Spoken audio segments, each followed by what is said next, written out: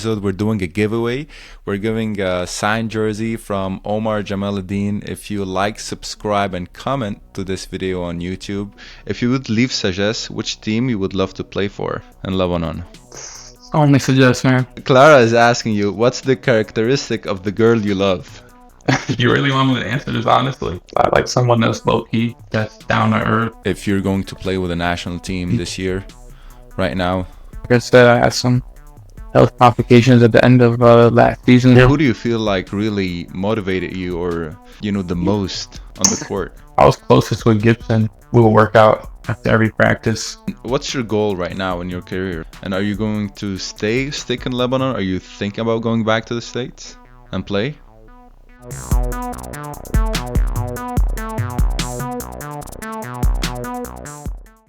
Omar Jamaleddine, welcome to the podcast. First, you played last year with Sagesse. You played really well with the national team too. You're one of the promising players in Lebanon. I'm so happy to have you today on the podcast. Welcome. Thank you for having me, my brother. First, I want to see how's everything doing. I know right now you're not in Lebanon, you're in New York. So yeah, how is it there? Happy to be home, man. I miss my family, miss my friends.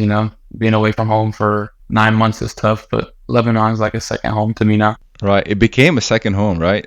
Yeah. Because you've been there for 3 years now. That's the third season, is that right? Yeah, that was my third season. Yeah, so it feels like more home.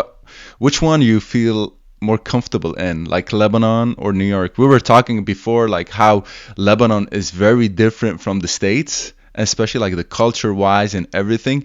How's the shift between those two countries? It's completely different, maybe. Yeah, you can't. I don't think I could really compare it to apples to oranges, because it's in Lebanon you have so much freedom to do whatever you want in terms of where you're gonna go and whatnot. But in New York, obviously there's a lot of things to do. I don't know how to compare the two, man. It's totally different. It was crazy in Lebanon, but I like the crazy, so it was good. Yeah, that's it. It's very crazy in Lebanon. That's a good word. And you're now on vacation in New York, or are you off season? What's your status right now in New York? Yeah, it's my off season right now. I've taken a couple weeks off. I had some health complications when I got back. Towards the end of the season, I wasn't feeling well, so I just been trying to deal with that. And then when I'm better, I'll go into my off season training.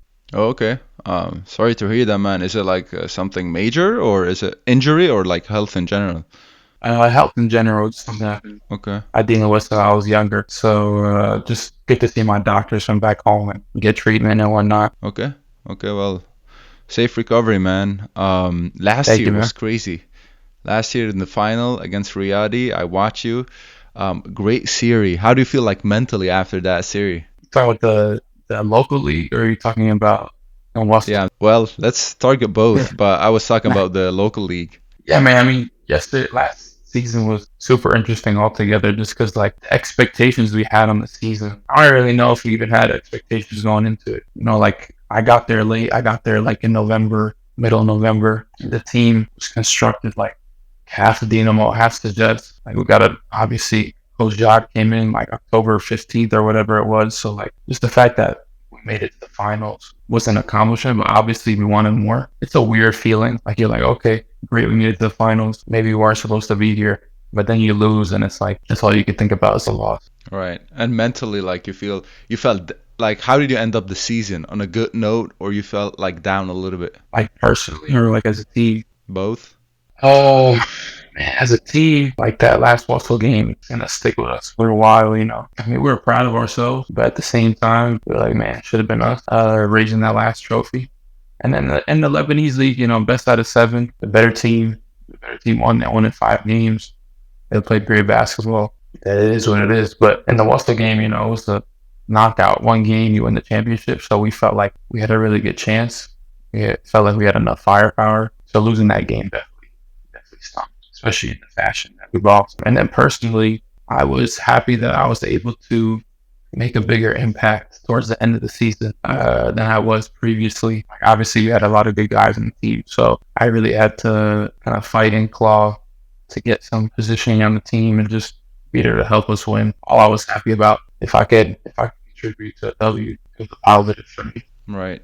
Yeah, that makes sense. I mean, especially having great players on the team. Like you had Gibson and Clay Anthony and Bobo and great players in the team. Who Mhm. do you feel like really motivated you or the most on the court? I was closest with Gibson, for sure. We would work out after every practice, and he would give me priceless advice on my game to use. But I was also close with Nick and Clee, and Clee definitely had an interesting way of motivating me. The Right. other guys could attest to that. But he's from New York. I'm from New York, so we understand each other. And it was definitely helpful to have all three of those guys in my ear and talk to me and help lead me through the season. But Gibson was there since January, and as soon as he got there, I tried to learn as much as I could from him. And he was very gracious in helping me out. You don't have to help out the younger guys and teach them all these things, but he took it on himself to help me out. I mean, he saw I was working hard, he saw I wanted to learn. I was very thankful for that. Right. I think also from a physical point of view, like size-wise and physically, and I wanted to talk to you about this. I was telling you before we started the podcast, like how physically I'm really impressed by your physicality. Like, how did you train to be that physically good? Because in the league, like right now, you're like, you're young, but you're very aggressive. So I really like that about you. And from the physical point of view, like how do you train your body to be that aggressive? I'll give a shout out to my trainer, Nick from New York. He's known me since I was 12, 13 years old. He's always looked out for me. Training became his full-time job like around when I was in college, and he went to school for it. He's just been able to get my body right. I put my full trust in him. I would say I was athletic growing up, but I started high school at 5'2". I don't know what that is in meters, but I was pretty short and I was 100 pounds. So I wasn't really muscular or big and stuff like that. So it took a lot of work. Once I hit a growth spurt, I went into college at 6'1", 6'2", and I was still skinny. So we put a lot of work in the weight room. People don't understand that. They say, oh, how did you get like this? They think it happened overnight. And it's no, I mean, I worked out towards the middle of high school all the way into college, every day, every other day, I'll be doing pull-ups, push-ups, the simple stuff. And then it started getting into weightlifting. And I would do my own research too. I was always online looking for different workouts to do, how to take care of my body. But yeah, my trainer, Nick, really helped me out with that. He's been giving me good training routines for a while. And I'm happy it shows now. Yeah, it definitely shows, man. I also was checking you on TikTok. You have an account when you post stuff of basketball. I really like that. You're also involved on social media, but in a good way. Like you're posting stuff like how you're doing steps and how you're working, and even analyzing some videos. So that's pretty dope. Yeah, I haven't been on TikTok in a couple of years now, but it was fun. I think it was a couple off seasons ago. It was cool to break down some basketball stuff. Maybe it helps some You're, people out, hopefully. you're like in Lebanon, we don't do TikTok, right? I gotta focus That's, on the season. yeah, that's really really important. Like social media in general is it can be a hit or miss. Like you either get, even like I was checking your Instagram, you don't post every day. You don't have a lot of stuff, but it's real on the court. And funny you mentioned Gibson. I feel like the character and the work ethic from an audience point of view, how you see you play, it reflects your personality. That's really good. You just put there very simple. You never get in a fight with people. You're very humble too. That's Thank really you, I impressive. appreciate it. I give How this do you learn credit to that? my parents. Too, yeah, absolutely. I think that this is a culture thing and an environment. I feel your mom used to yell at you whenever you do something wrong, and you're like, okay, I'll be nice now. I would say that was my dad. Uh, Oh, your dad? that was my Okay. dad's job. Yeah, he always put me in place. So if having him in my life always kept me humble, but he always instilled a lot of confidence in me, so I don't have to be loud to be confident. And then my mom was very nurturing and caring, and always look after me. So I feel like maybe on the court I'm like that because at the end of the day, I don't feel like I have to be acting all crazy to prove myself. I just want to prove myself while we're playing, and then my emotions I try to control the best I can. I mean, sometimes when I'm on the bench or after a game, or maybe at halftime, I'll let my emotions show a little bit. But when I'm on the court, I don't want to feel like that gives an advantage to the opponent, high or low. So I do my best. Mm. What about if you're on the bench? How do you see it? Like you're not playing a lot of time. How do you deal with it? when I'm on the bench, I mean, that's something I think every player has to like learn to like deal with, you know, and we all go through it at some point. You just got to use it as motivation and be there for your team, you know. You can't let it get into your head too much. I definitely had points like whether it be this season or like other times playing with other teams where if I'm on the bench, I start getting into my head too much. But I think I've worked on it a lot this year. Zone in, you know, can't let it get the best of you. Yeah. I also, Omar, I was asking you, you played NCAA Division 2. You told me no, you played NCAA Division 3. So that's very impressive how you went from Division 3 all the way to playing professional in Lebanon, which is maybe one of the best leagues in, you know, in Asia and the Middle East. So tell me a little bit about the process. Yeah, man, I remember telling my parents, I was like, I'm not playing Division 1, I'm not going to play college basketball. They knew I was lying because they knew how much I love basketball. But I picked out a school that, even though it was Division 3, I felt like I can make an impact right away. And I felt like coaching staff liked me, so we would be on the same page. I went to Sarah Lawrence College, by the way, a small private school in New York. So, and I feel like that plan worked out, you know. As a freshman, I was playing like 30 minutes a game, 30 plus minutes a game. I was putting up good numbers. I think I averaged like 16 and 8 my sophomore year, put up like 21 and 11, and then COVID came. But like just those couple years, like playing a lot of minutes in college, even though it's Division 3, it helped get me game experience and give me confidence in myself. And then transitioning to Lebanon from Division 3, like even though it's D3 in the States, there's great players everywhere, you know. I feel like I was ready. I needed time to adapt to the professional game and the lifestyle. But even though I played D3, I felt like I was ready. And it's been getting better with time also, you know. So if I want to compare D3 to the league in Lebanon, what's the difference? Major difference, or it's pretty close? I know, such a tough question, man. I try to explain it to people here in New York because they always ask me all the time, how's the league in Lebanon? They see it like they can see it on YouTube or they watch it on TV, but it's still hard for them to get an idea like of the competition in the league. You know, obviously the imports, like you have Tom Maker, you have Anthony Early, you have Jonathan Gibson, like you have Jonathan Simmons. Like these are all not just like NBA level guys. Like these are good NBA players, right? Like that can go and give you buckets in the league. They create the biggest gap, I would say, between like Division 3 college basketball and like the Lebanese league, because Division 3 college basketball just doesn't have the athleticism and the size that there is in the professional league in Lebanon. Like I would say it's more comparable. Like if the Lebanese league was all locals, I think it would be compared to like high level Division 3 basketball, because there's some really good D3 teams in the States. I think that's the best comparison I could give. I don't know if that helps. Yeah, no, that's absolutely making sense. Like the foreigners, they make a difference, but from a league point of view, if you just break it down from like locals versus D3, it can't compete, but definitely like pro, you're talking about more intensity, probably more experience with the players. So right, exactly. I mean, it's grown men versus, you know, college kids. So there's going to be a difference. Right. Like it's funny also, Javion Blake, he told me that he played in the NCAA Division 2 in the States too.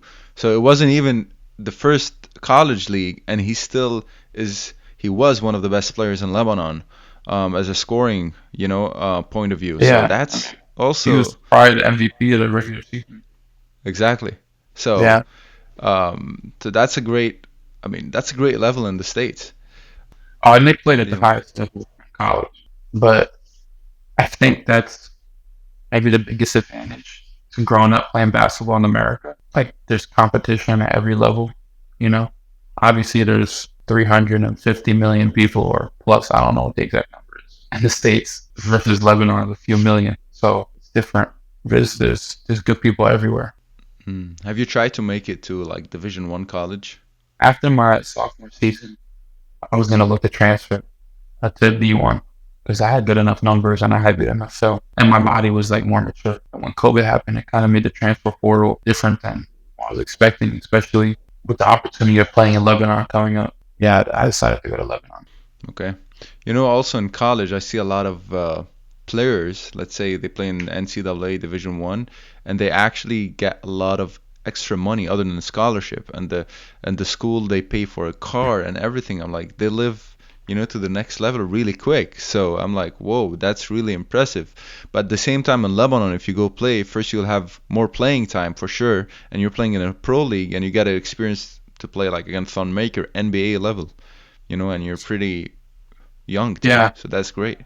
I mean the guys that are getting all that money, the Division 1 level, I mean those are like the top players. For me, that wouldn't have been an option. Going to play Division 1 would have just been like I would have to work my way from the bottom again and try to work my way up the roster. And I just felt like going to Lebanon instead, like you said, to get pro experience, play against high level guys right away, and also get paid. You know, if I would have went D1, I would have got school for free, but I wouldn't have been getting paid. It was an easy decision in that sense.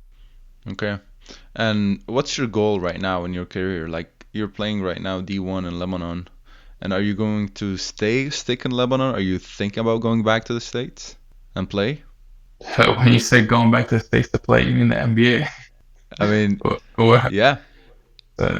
unless they got another league. I mean, you said the G League. Gab asked me this question on his podcast a little while back, and my answer is still pretty much the same. Like, I just try to be the best basketball player I could be, and the best person I could be, and wherever that takes me, I'll be content with, as long as I know I put in the work and I did everything I could. So, you know, if it's playing at Lebanon for the rest of my career, playing in Europe, Australia, China, G League, NBA, wherever it takes me, you know, I'm just gonna make sure I focus on myself. Because like growing up, obviously everyone wants to make it to the NBA, but you set those goals for yourself and you work really hard. And let's say you don't reach them, it kind of like takes a lot out of you. You know, I'm at the point in my life where I feel like I'm already exceeding like the expectations that, you know, I had of myself or people around me had. So I'm just gonna continue to keep doing what I was doing, you know, not trying to set the bar crazy high. There is no bar. It's just me against myself. Good answer. I like that.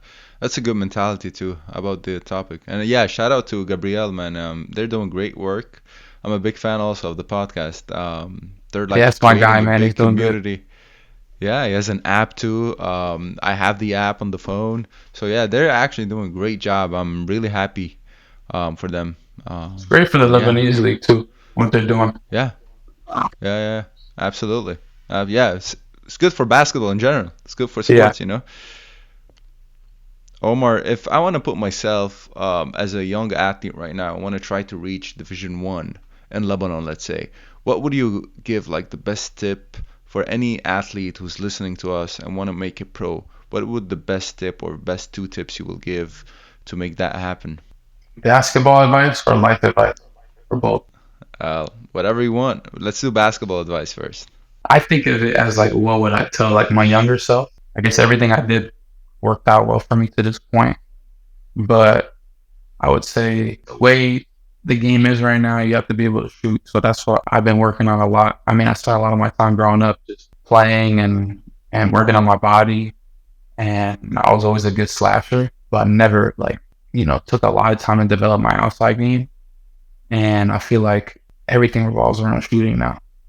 So it's going to make the game a lot easier if you can knock down a shot, you know, 45% from three. Like that's what you got to be aiming for. You got to be the best shooter on the court. It doesn't matter like what position you play. Also, your body has to be able to endure the torture of being an elite level athlete. You know, you got to spend as much time taking care of your body as you do training, like whether that be lifting or physical therapy and stuff like that. I started figuring that out like later in my basketball career, but that's definitely like super important. You know? So then on the life side of it, if you want to make it to be the best at anything, I'll say my number one piece of advice would be that you just got to be the last one standing. Meaning like, it's not about where you are right now. It's not about where you're going to be tomorrow, like where you were yesterday. Just got to work as hard as you can each day and don't stop. You might not be the best player right now. You might not be the best player in a year. But if at the end of the day, you were the guy that never stopped, you're gonna make it eventually. Just gotta be the last man standing. It's like 1% improvement every day. That's what Kobe said too. Yeah. And yeah, I like the quote about him. A I lot, a like how lot of you said, people, a lot of people aren't consistent. My bad. I didn't mean to cut you off. But like, a lot of people aren't consistent, and I feel like they give up too soon. That's why I said you gotta be the last man standing. A lot of people could work hard for a month. A lot of people could work hard for a couple months, a year even. You know what I mean? But can you do it like every day for the next 5 years, 10 years, whatever it's gonna take? Everyone else is gonna give up by then. You're the last guy around. You're the last guy standing. You're gonna make it. Yeah, good answer. What about the national team? You had the chance to present Lebanon and play with the national team. And how does it feel first to represent a country where you're not very you didn't grow up in Lebanon? Oh, it's the best feeling. Completely different than playing for your club team. Just because the whole country's behind you, and like you're playing for something bigger than yourself. I really wanted to play in this window coming up to the Olympic qualifiers. It's killing me that I can't be there with the team. Just because, like I was saying, that feeling you get when you have the whole country behind you is like something that I hope everyone can experience one time in their life. It's a different feeling, man. Yeah, it is. And you actually played really well. And I was so happy, like seeing also someone who grew up in America and went back to Lebanon. You probably will bring something different to the team, whoever you're bringing or whoever you're playing with. How do you feel like from the American culture helped, and what do you see in Lebanon? Like the Lebanese culture is different from the American culture from a basketball point of view, because that will be an interesting mix putting both of them together. Yeah, I mean, I think the Lebanese basketball culture is definitely improving. I'm a young guy. I've only been playing in Lebanon for 3 seasons, so I don't want to get ahead of myself and start making comments about a league that's been around well before me. There's been a lot of greats in the league, and I don't want to take anything away from them.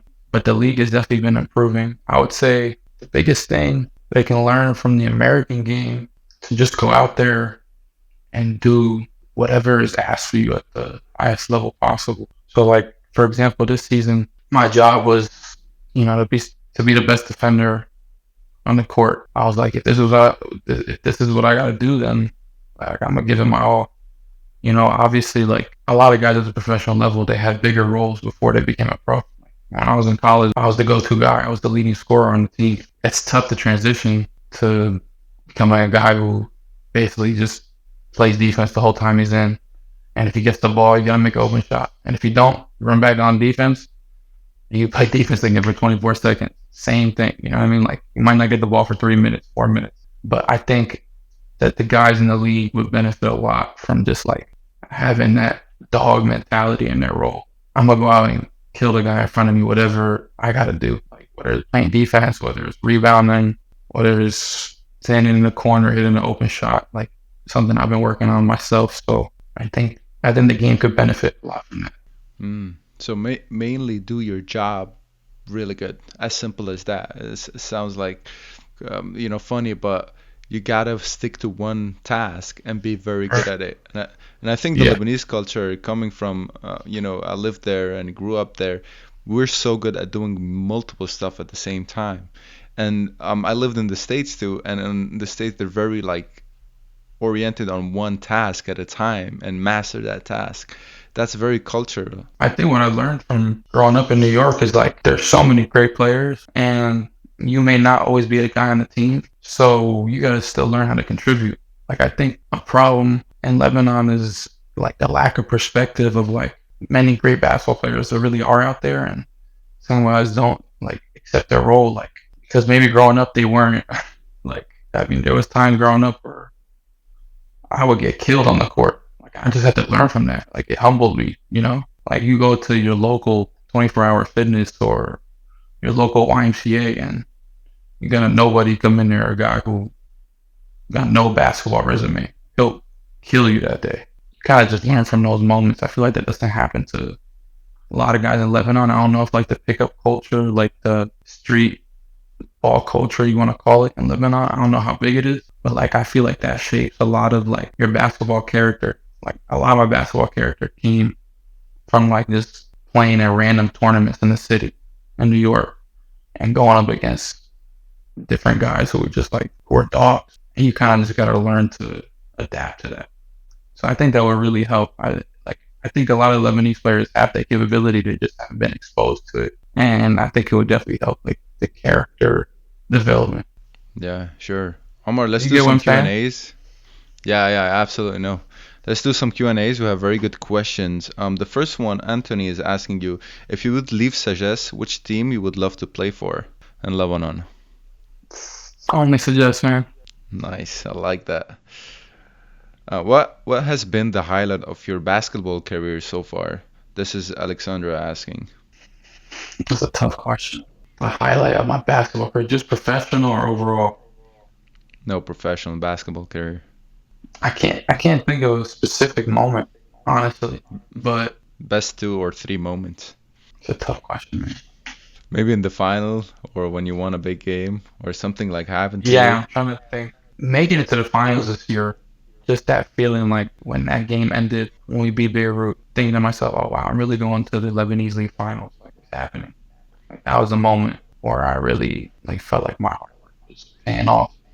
And then also making it to the finals in the Wassel Final 8. Like when we beat Kuwait Club, I felt like I played my role really well that game. When that game finished, I was like, I really like contributed to this team like making it to the finals, and that was a moment. That was another moment where I was like, it was a little surreal. Like, wow, we're really gonna be in a game tomorrow where we're gonna compete to be, the best team in Asia. So those are 2 moments that really stuck out to me.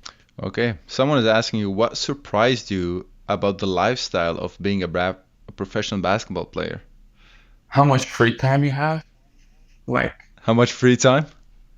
yeah, I know it's Nice. probably not what people are expecting, but like you work really hard. There's a lot of time in yourself, and like maybe it's different for me because my family and friends are from New York, and I'm playing in Lebanon, it's 5,000 miles away. Like you have a lot of time on your hands, and I think that hurts some guys, because you got to figure out something to do at that time. So just like learning how to manage my time better and make the most of it and like stay mentally strong, like that was a big transition for me as a pro.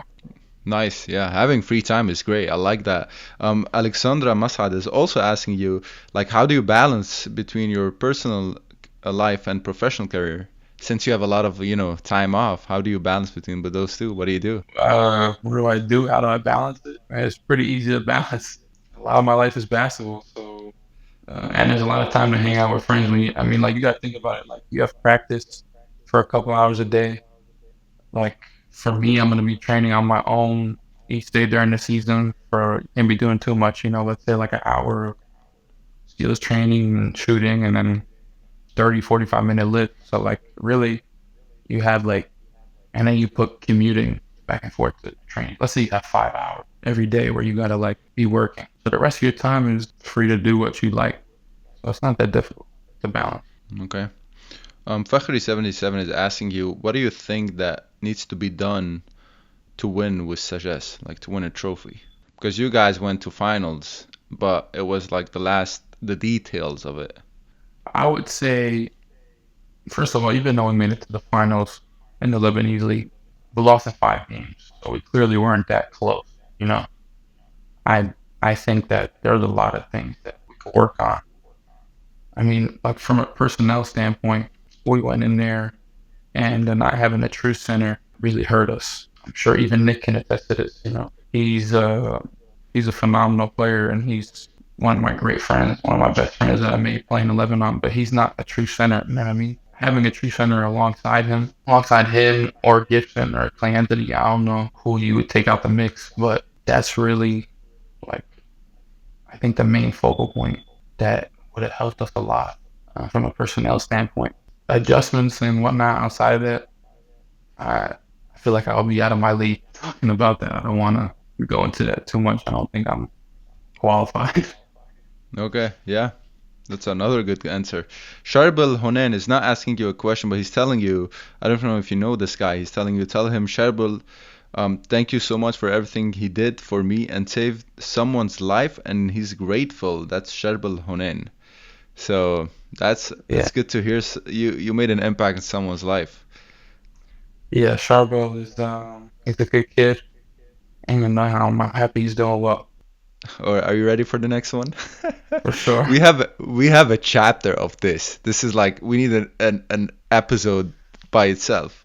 So Okay. Clara is asking you, what's the characteristic of the girl you love? We need a chapter for this. Oh yeah, because we have like 15 questions about that. You really want me to answer this honestly? Yeah. I like someone that's low key, that's down to earth, has a good heart. It's not too complicated. You know what I mean? Someone that balances me out well, and I feel comfortable around. Nice. I like that. Someone's asking you, how do you feel about such as having 6 list A players and having to remove a player? It's gonna be a tough decision. I mean, all 6 guys are really good, including myself. So at the end of the day, that's basketball. Though you're gonna have some tough decisions, and I think I really wouldn't want to speak on it more because you don't really have the qualifications for it. Okay. Miguel is asking you, why did you choose number 1 on your jersey? What does it mean to you? Oh, this is the easiest question so far. Derrick Rose is my favorite player growing up. He wore number 1, so I always wanted to wear one. He inspired me definitely on the court, and also his attitude. Like he played really hard, but like he was always composed, and you could see that he never let emotions get the best of him. So I try to be like D Rose. Okay, awesome. I like that. That's a good idol to have for sure. Let's do Mhm. the last one. Someone is asking you, Mira Zoghbi is asking you, how do you handle pressure situations during a game and stay focused on your performance? I think it's something that comes with time. Like maybe your first time playing in front of 9,000 people is tough. Once you as a hooper, once you get in the rhythm, you kind of zone everything else out. And in those pressure situations is like what you look for. All right, so Omar, someone is asking you is if you're going to play with a national team this year, right now. Yeah, I'm not able to make it for this window. Like I said, I had some health complications at the end of last season, but it's killing me not to be there. I'm wishing all the guys the best of luck. I'm cheering them from home. Okay, nice. All right, Omar, thank you so much for being here. Just before we end the episode, we're doing a giveaway. We're giving a signed jersey from Omar Jamaleddine. If you like, subscribe, and comment to this video on YouTube. Again, Omar, thank you so much, man. It was a pleasure. Thank you for your time being in New York and doing all of this. I really appreciate you, man. Thank you for having me, my brother. I'm happy to be here, and hope to see you in Lebanon. Yeah, absolutely.